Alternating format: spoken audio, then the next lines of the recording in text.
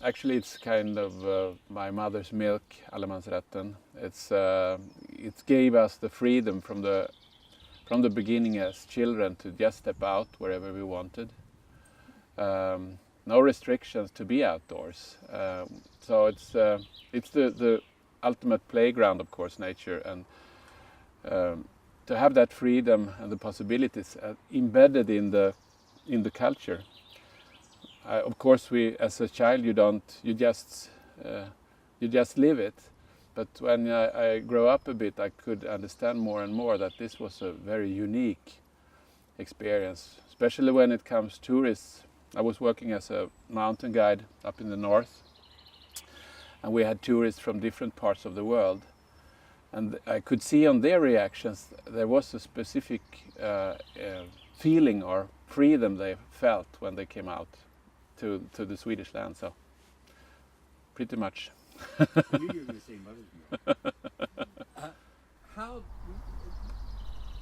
do children get it? You said mother's milk. Is there any? Yeah, I mean, as we have it embedded in our culture, most parents bring them outdoors. Also schools, preschools, they get used to pick stuff from nature and play with it because you're allowed to. So it's like it's the normal. It's the norm. At least it has been. Because we are few people on a big land, also in Sweden, on a big area, it's only in the cities, the big cities like Stockholm and Gothenburg and Malmö, that perhaps some of the kids hasn't got that in their close environment, the possibility. But even there, it's what you do. You bring them outdoors. You bring them into the woods. You bring them with the class or with the group. So it's part of the pattern we have. You have a very good friend who's on an Yeah. And he said about him. Yeah, I did. Yeah. Right. He said that Swedes are a lot more. I think what they have as a kind of a core element in their belief or tradition is thanksgiving, giving thanks to what you have around you, and also that it's the normal. It's not you step out into something and then you go back home. It's actually your home, and I think that was what he felt when he came over here. He said that it's so great to find allies, and it's actually to protect that freedom and to protect that relationship to nature. Being in nature impact decisions personally, business, society. What's the connection between how we approach making sometimes tough decisions?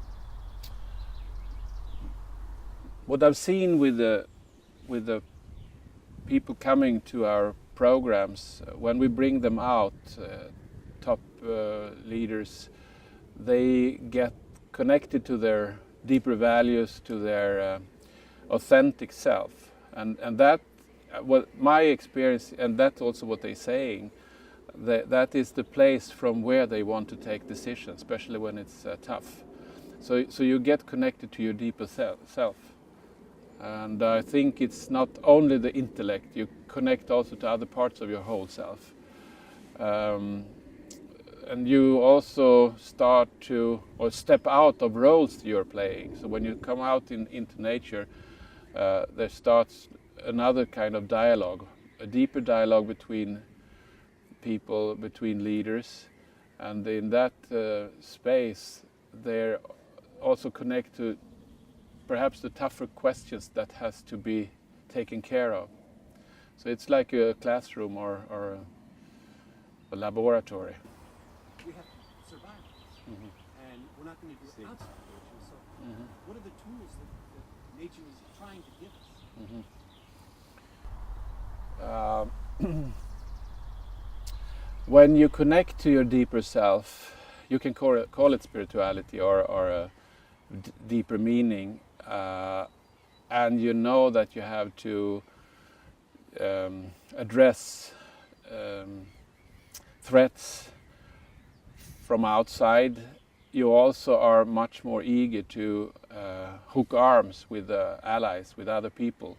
And I think that you get this energy, the deeper feeling that what has to be done, and you also get the feeling that you have to do it together with others. And I think it's the big threat we have now is on a global scale, and perhaps we have to step up to the next level, because the human beings has been very successful to spread out over the planet, and we have constructed a world very advanced, also giving that with that all the threats we have around us. And now I think for the first time in history we have to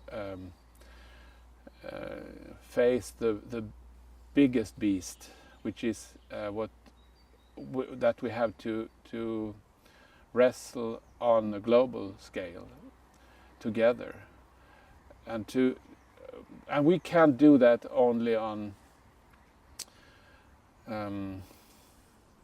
if we don't stand on a solid ground, which is nature, we will lose ourselves.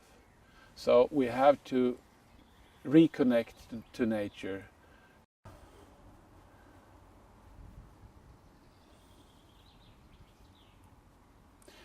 What I'm after is actually we have to do it together on a global scale, and we are so lost, and we are also lost on a spiritual way, you could call it. So we have to go back to our roots, and if we are so lost, as I can see in some parts of the world, it's actually also because of the lack of connection to nature. The most important thing nature is trying to tell us is that we are all connected.